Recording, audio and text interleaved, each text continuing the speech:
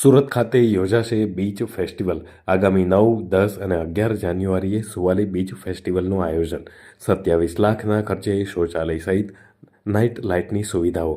ગત વર્ષે 2.5 લાખ સહેલાણીઓએ લીધો હતો લાભ. બીચ ફેસ્ટિવલના પ્રથમ દિવસે જળશક્તિ મંત્રી CR પાટીલ સહિત દિગ્ગજ નેતાઓ પણ હાજર રહેશે.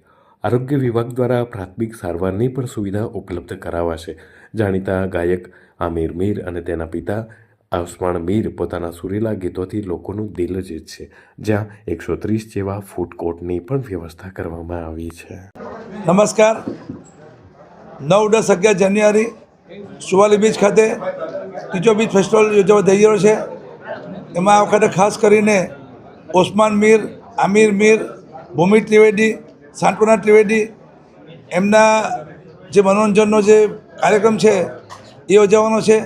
અને એની સાથે સાથે આ વખતે ખાસ કરીને બીચ ઉપર જે બધી રમતો છે, ઘોડે સવારી, ઊંટ સવારી, રમતગમત વિભાગ દ્વારા જે બધા બીચ ઉપર વોલીબોલ સ્પર્ધા, ફૂટબોલ, અલગ અલગ બધી ગેમો પણ થવાની છે.